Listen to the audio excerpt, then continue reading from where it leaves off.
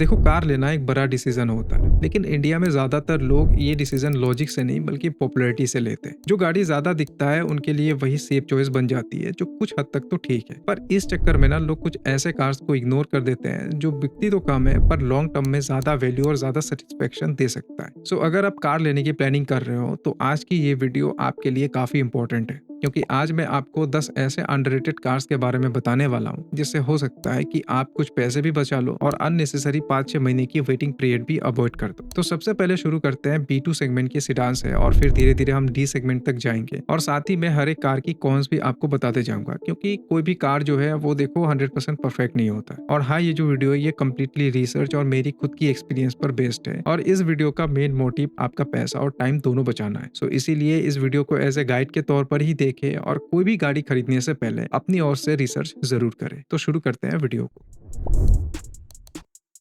Tata Tigor B2 segment की सबसे lowest selling sedan है और इसका जो बेस वेरिएंट है 6.12 ब्लैक ऑन रोड की, वो एक underrated value for money variant है। क्योंकि अगर हम इसकी बेस मॉडल को Hyundai Aura और डिजायर की बेस मॉडल से कंपेयर करें तो इसकी हाइट ज्यादा है, ये ज्यादा पावर डिलीवर करती है डिजायर से, इंजन की लो एंड टॉर्क ज्यादा अच्छा है, सब 4 मीटर सिडान सेगमेंट में सबसे ज्यादा बूट स्पेस भी यही ऑफर करती है और ये गाड़ी 4 stars global NCAP safety rating के साथ भी आती है, जबकि इसके प्राइस उन दोनों से कम है। इसके अलावा भी इसमें एक दो फीचर्स ज्यादा और दिए गए हैं, जैसे टिल्ट स्टीयरिंग जो डिजायर में है पर ऑरा में नहीं मिलता है। उसके बाद 8 वे मैनुअली एडजस्टेबल ड्राइवर सीट जो बाकी दोनों में 6 वे मैनुअली एडजस्टेबल मिलता है। इसकी ग्राउंड क्लियरेंस दोनों से ज्यादा है। इवन ये इकलौता सिडान है B2 सेगमेंट में जिसमें आपको CNG ऑटोमेटिक मिल जाता है। पर हाँ, इसके अंदर कुछ कॉन्स भी है। एक तो है टाटा की सर्विस, पर आजकल देखो टाटा की सर्विस इंप्रूव हो चुका है बहुत जगह पर। सेकेंड है इंजन रिफाइनमेंट जो ऑरा और डिजायर के कंपेरिजन में थोड़ी सी कम है, लेकिन ऑरा से ज्यादा माइलेज देती है ये। तीसरा कौन ये है कि इसके अंदर 2 एयरबैग्स दिए गए हैं, जबकि बाकी दोनों में 6 एयरबैग्स आता है और इसमें ESC ट्रैक्शन कंट्रोल और हिल होल्ड नहीं दिया गया है एज ए स्टैंडर्ड, जो डिजायर में है, पर ऑरा के बेस मॉडल में भी ये नहीं आता है।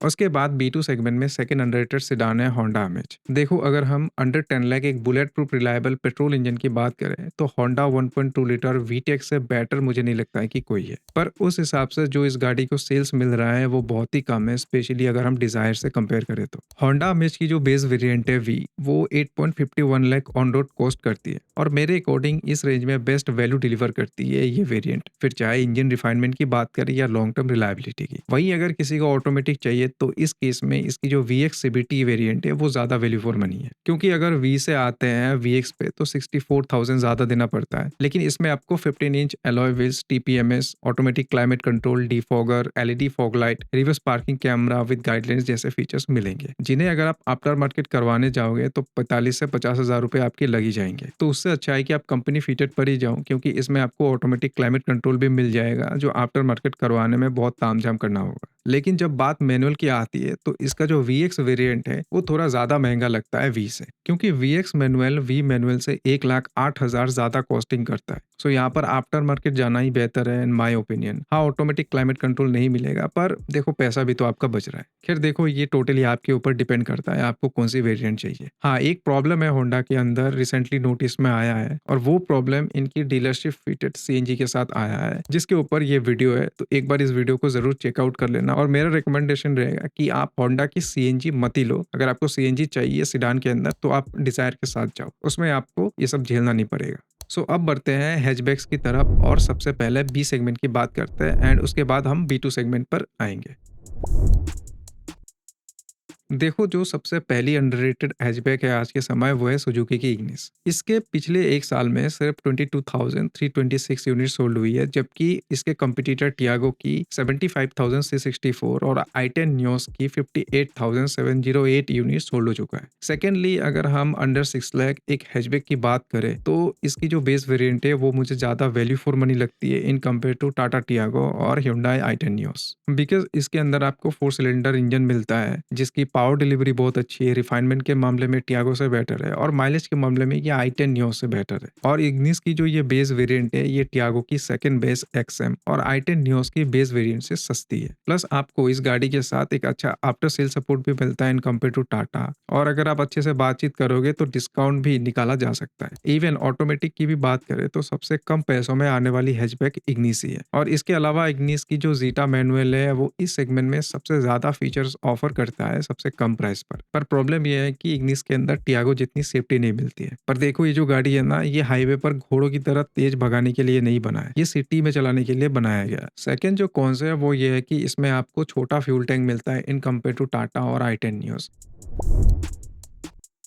उसके बाद दूसरी हैचबैक जो थोड़ी-सी अंडररेटेड मुझे लगा है वो है i10 नियोस। देखो जिस प्राइस में i10 नियोस के अपर वेरिएंट्स मिल रहा है, उस प्राइस पर आज के समय दुनिया भर के ऑप्शंस हैं। जैसे इनकी खुद की एक्स्टर, टाटा पंच जो कि ज़्यादा प्रैक्टिकल है i10 नियोस से। हालाँकि अगर हम budget to feature wise compare करें तो फीचर ज़्यादा मिलता है i10 नियोस के अंदर इन दोनों से। पर वो दोनों अलग सेगमेंट की कार है। लेकिन इसका जो सबसे बड़ा कॉम्पिटिटर है वो है Swift. Technically Swift B2 segment में एंटर कर जाती है पर है वो B सेगमेंट की ही गाड़ी। तो इसीलिए अगर हम स्विफ्ट से इसको कंपेयर करें प्रीमियमनेस और फीचर्स के मामले में तो i10 नियोस अंडर 8 लाख ज़्यादा फीचर्स ऑफर करती है और इसमें आपको 4 सिलेंडर इंजन मिलता है जिसकी एनपीएच बेहतर है स्विफ्ट से। लेकिन ये इंजन माइलेज स्विफ्ट जितना नहीं देती, तो वो एक प्रॉब्लम है इसके साथ। सो अब बढ़ते हैं हम B2 सेगमेंट के अंदर, जहाँ पे मुझे एक गाड़ी अंडररेटेड लगा है और वो है टाटा अल्ट्रोज।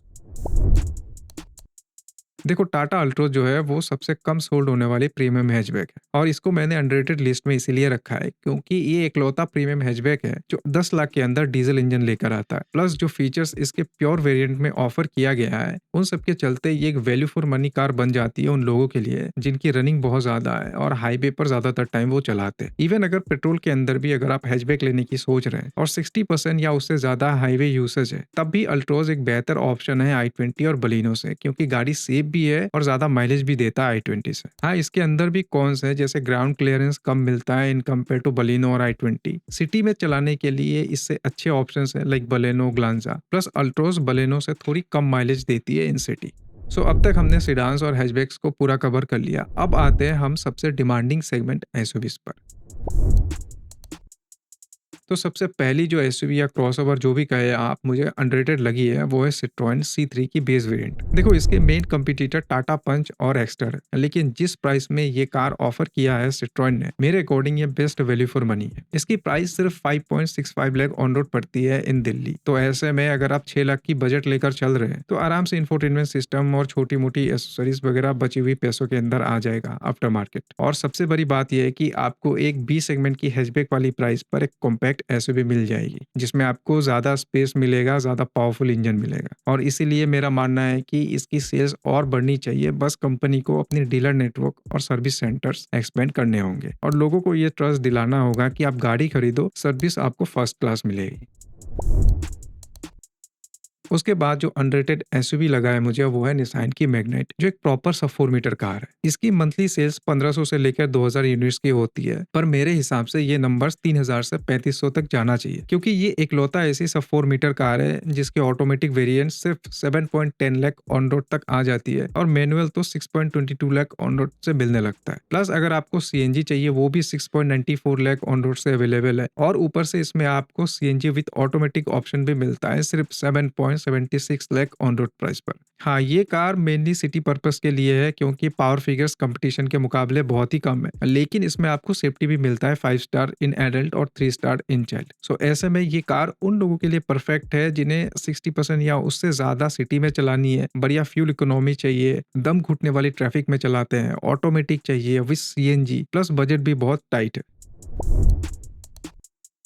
सिरोस में आपको इस सेगमेंट के अंदर सबसे ज्यादा हाइट मिलता है, स्पेस ज्यादा मिलता है, चाहे बूट स्पेस हो या सेकंड रो। प्लस फीचर्स भी इसमें आपको कंपनी ने भर भर कर दिया है और स्पेशली इसकी जो डीजल मैनुअल एसटी के ऑप्शनल वेरिएंट है वो मुझे सबसे ज्यादा वैल्यू फॉर मनी वेरिएंट लगा है, क्योंकि उसके अंदर दुनिया जहां के फीचर्स दे रखा है कंपनी ने। और ये गाड़ी हाईवे यूज केस के हिसाब से बहुत ही ज्यादा अच्छी फैमिली ओरिएंटेड कार है और इसीलिए इसकी थोड़ी सी सेल्स जरूर बढ़नी चाहिए। पर इसके अंदर भी कुछ डिसएडवांटेज है, जैसे सिरोस के अंदर आपको जीडीआई इंजन ही मिलता है पेट्रोल में, और जो ऑटोमेटिक इन्होंने लॉन्च किया है विद जीडीआई उसमें ड्राई क्लच वाली डीसीटी गियरबॉक्स दे रखा है जो सिटी ट्रैफिक के लिए सुटेबल नहीं है। एंड सेकेंडली जो इसकी टॉर्क कन्वर्टर है डीजल में वो 18 लाख से स्टार्ट होता है, जो आई थिंक अगर ये लोग बेस मॉडल या सेकंड बेस के साथ 14 या 14.5 के आसपास लॉन्च कर देते तो बेटर होता, जैसा Hyundai ने वेन्यू के साथ किया है। बाकी देखो डिजाइन वगैरह सब्जेक्टिव है, उसको लेकर मैं ज्यादा कुछ नहीं बोलूंगा। हाँ, मैं अगर पर्सनली बोलूँ तो लुक्स थोड़े बेटर और हो सकते हैं और इस गाड़ी को छोटे मोटे कुछ चेंजेस की भी जरूरत है। सो अभी तक हमने पूरा का पूरा बी सेगमेंट पर बात किया। अब बढ़ते हैं सी सेगमेंट की ओर, जहाँ पे एक गाड़ी है जो बहुत ही ज्यादा अंडररेटेड है